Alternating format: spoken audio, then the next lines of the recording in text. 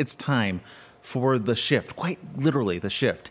And what is the shift? Many of you are probably asking right here, right now. Well, it's a very interesting group of people that put their minds together and are helping the rest of humanity by throwing out their own personal experience and getting something talked about that is oftentimes shut down from others that say, you know what, I don't understand you, you're so selfish, blah, blah, blah. I've heard it all. But joining us right now is Mary Albertoli, Nadia Sarmova, and on the telephone line over there with us, Maureen Isern. Good morning. Welcome to the show. Good morning. Thank you so much, Aaron. Thank you. Okay, so first of all, let me go to the phone line over there. Maureen, are you there with us? Hi, yes, thanks for having me.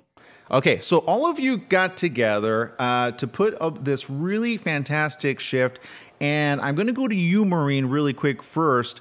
What was the precedent of putting a bunch of people together and doing so quite visibly on camera? Sure. So, Mary and I connected in 2018, about middle of the year, and she told me about really how she'd been working with, in the past, she'd worked with young people, adolescents and teenagers, and seeing what was getting in their way of starting these conversations that would really make a difference for them. And I, for my whole career, going on 20 or over 20 years now, have worked in social impact and storytelling from sort of a human interest standpoint and action-oriented standpoint. And I recognize that this could be a very large-scale, impactful, and really important effort immediately that could be done with partnership and at a level that would excite young people to actually advocate for themselves. So that's really how we got started. And we really just requested young people who were interested in sharing what was in their space to start the conversation. And then we got what we got in the promo that we've shared, and it was really telling that the time was now and we needed to do something. Now, okay, and switching gears over to you, Mary, really quick. Mary, obviously, when you both spoke, what was your first impression of this project? Because it's a pretty intense project, by the way. Well, yeah. So, Aaron, I'm a former social worker. I've had 12 years of experience where I work with children, adolescents, and young adults in group settings or individual settings and families too. And the bottom line is that when there's not enough talking going on in an effective way, then there's acting out that goes on. Teenagers are still trying to label what they're feeling. They're trying to figure out exactly what it is that they're experiencing. And they need a voice. Need a voice with everything that they're going through, not only with the pandemic, but also prior to that with the staggering suicide rates, the shootings that were happening literally on a weekly basis. And of course, all the other mental health issues that are not being addressed because there's stigmas out there that leave them feeling shamed and bad about themselves. So it's to really open up this conversation and create an effective way by which they can help each other and get help through resources, experts, and even have some celebrity backing there that can really come on and share their experience and how they were able to make it through the times where things were dark. Yeah, and I appreciate you for what you do. Social work in of itself is, I know many people get into it and they want to do a lot of help, and then they get into it and then they see all the trauma that goes behind the scenes. They see all of the frustration behind the scenes, and then they go, what did I get myself into? I don't know about you, Mary, if you've experienced the same thing with your line of work. No, I actually loved social work, and I wish I stayed in the profession to some degree because it really was my calling. What took me out was the inability to support myself on the pay I was getting. Unfortunately, mental health has been on the back burner for a long time in this country, and therefore wasn't seen as a high payable job, although the services that we're providing really can save lives. So that's what unfortunately took me out of the profession. However, this was on my mind for a long time about creating a show on a national, international platform so kids can really speak and be heard. And I think they're actually clamoring for that, especially with the shootings and with what we've seen. They're demanding mental health for themselves. Yeah, and I love that you're being so vocal about it. Speaking of which, we have another co-creator of the program here and social impact content producer, Nadia. Nadia, you there with us? I am, yes, thank you. So Nadia, obviously these two get together. They bring you into the fold. Tell us about your role in all of this.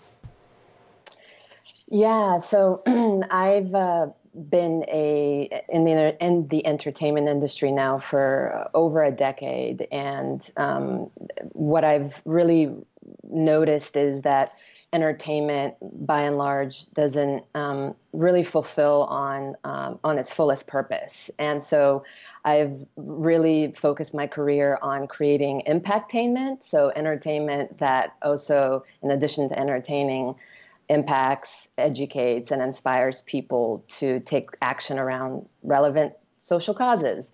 And so when Mary and Maureen came to me with an idea for a show, I really felt at home. I really felt like I had met my soul sisters, and I jumped right in, and in collaboration with both of them, I helped to really expand the format and what the series would look like, so that it was a great balance between being responsible and entertaining, such that young people, their families, and communities would be interested in watching the series and participating in the impact campaign that goes hand in hand with the series. So it's been a really beautiful melding of my skill sets and talents, and I couldn't think of two more beautiful souls to be collaborating with on this project to really create mental well-being for everyone in the United States and globally.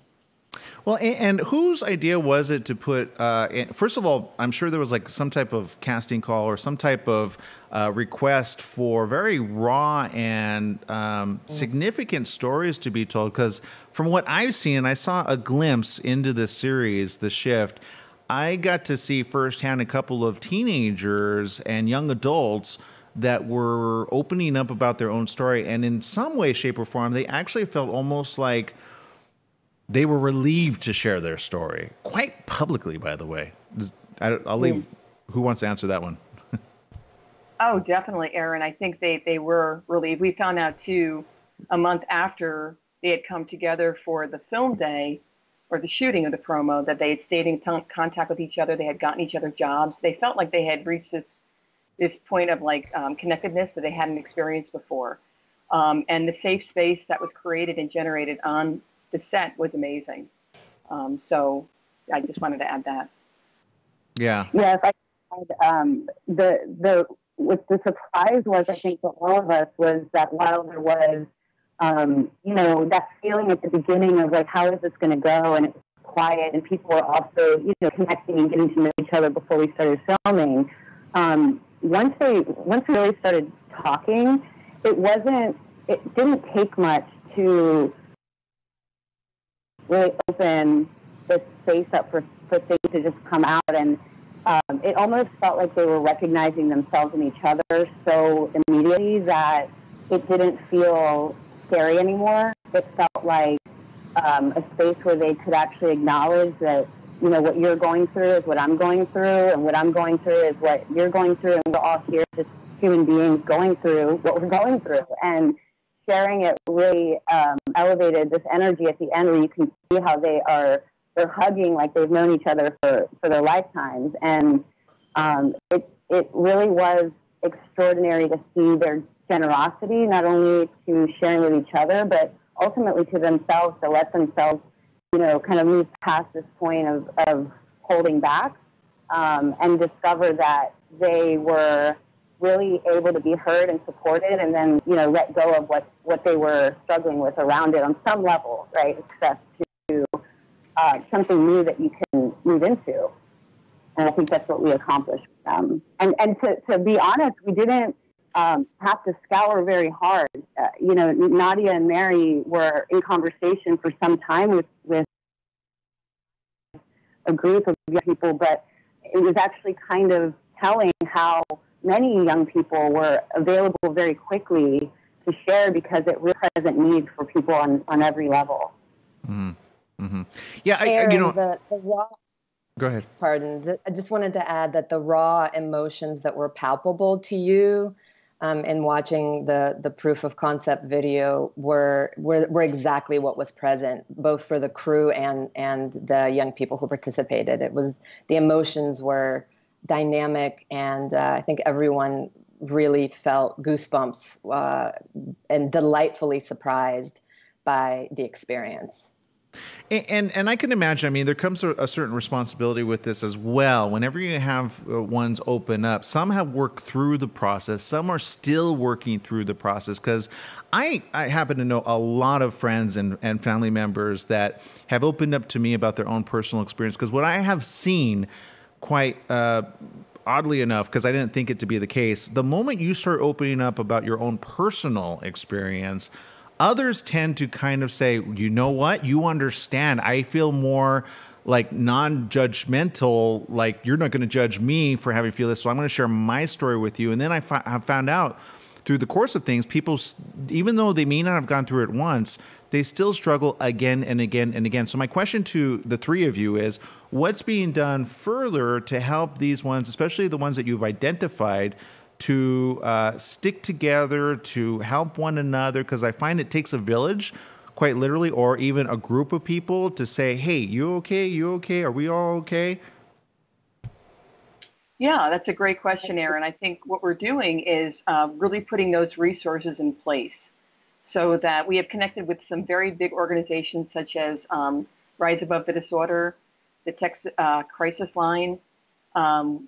We're also working with Vibrant. Many different organizations have come up and been support to us. And I think they're offering resources so that this is not this is like a beginning point. This is like a beginning opening. And of course, we want to be responsible and take care of everybody who comes and participates on the show with the resources they need to continue that journey.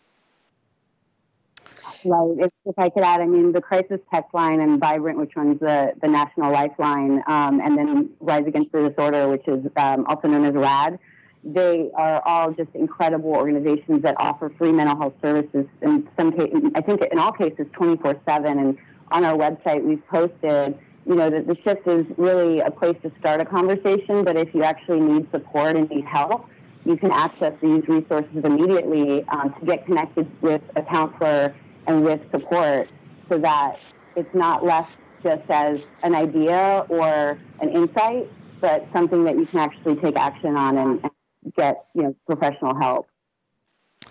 Well, and I know we've run out of time, unfortunately. This is a conversation I could have for a full hour and a half, quite literally. Again, I'm very, on this show, I'm very transparent of my own personal experience, having been like well over 12, 15 years. I can't even remember the exact date, because I didn't pay attention to the date so much as the things that have happened since not giving up. So I would just like to ask the three of you, is there plans to perhaps bring on those that are further on in life? And what I mean by that is, a while back, they had the same thought, but they themselves pushed forward, endeavored to like see, because I know those that are in that time, that dark time of their life, they don't see any hope. They don't know that there's anything around the corner. However, what I have found is when you find those that are quite successful in life, and even those that aren't successful necessarily, but they pushed forward, they found the love of their life, or they got to, you know, help some other family member through their own crises. Because I can imagine there's a lot of good to be done from the three of you putting your minds together, and the whole team, by the way. So is there any plans for going forward? Yeah, I could speak to that. Go ahead, Nadia. Yeah. Well, Aaron, one of the things that, you know, we really understand that influencers and celebrities in every industry have a unique voice, and they are able to provide, they have a lot of clout, and a lot of young people and communities look up to leaders. And so one aspect of the series will involve, for each episode, we'll have at least one thought leader or an influencer or celebrity that comes and really, in a relatable way, shares about their own mental health journey and how they were able to overcome whatever issue they were struggling with. So we absolutely have the intention and the tone of the series is really to balance out being responsible and being lighthearted in such a way that we really want everyone to watch the series. We want everyone to see themselves in the people that show up and participate in the series. And we want parents as well as young people to be engaged, of all ages and all demographics, regardless of race or gender or socioeconomic status. So our goal really is to create a mainstream series that elevates the importance of mental health at the highest level. Yeah. Well, I applaud the three of you. I really do. I congratulate each and every one of you for taking on this very serious subject. It's one of those that I think touches each and every one of us. Even I know of those that just think of it, don't necessarily go through with it, but just think of it. Each and everybody actually, more often than not, have at least had that one moment in their lifetime where they've thought of it. And if we're just open and transparent about that, I think will start slowly. I don't think you can eliminate the stigma. I would love to say you could eliminate it. But you know what, going back to each one of you, what do you hope comes from this particular project? I know, obviously, even President Trump says one life is too much. However, we see where that goes. However, are each and every life, especially the lives that you've touched significantly with this particular project, or they have touched your life, is there anything that you'd like to leave us with that you found either therapeutic or rehabilitating for even you yourself? I mean, certainly. I mean, our message is really to leave people feeling like they're not broken, and that there are others who've experienced very similar circumstances, and that it's through conversation that we're able to get new hope and to get the space we need to create a new life, by not feeling so alone. I think, our high suicide rate in the young population is because we had said that people aren't feeling comfortable enough to open up. So, yeah, one person opening up means the world. We have to really start cherishing our value, and that comes through conversation as well. And our whole goal is to get this age population as well as the world to see that they are of value, and that anything is temporary. Everything is temporary in this world. So not one thing should take you out, because we all need each other to be here. Yeah. Right. Yeah. I mean, for me, it's really about giving people a different context inside of which they can see that whatever they're going through, that maybe there's an opportunity inside of it. Like, it's really, what are we making certain things mean that would have us think that we can't overcome it, or we can't get support, or we can't reach out? And how can we start to look at that as a community, and just in the social structures that we have that would tell us that something's wrong with us if we don't have a certain thing looking a certain way. So looking at the source of what impacts our mental health can, I think, give us a really new place to energize ourselves with a new conversation. And for me, Erin, I think what I feel incredibly empowered by, and what I'd love all our audience to be empowered by, is when we bring language to our emotions, like what an opportunity that is to help us get access to not only resources and relatedness, but also to creating the kind of life that we all want to be living. I think it really does start in the conversation and feeling like we can be open and authentic and generous with ourselves and with others.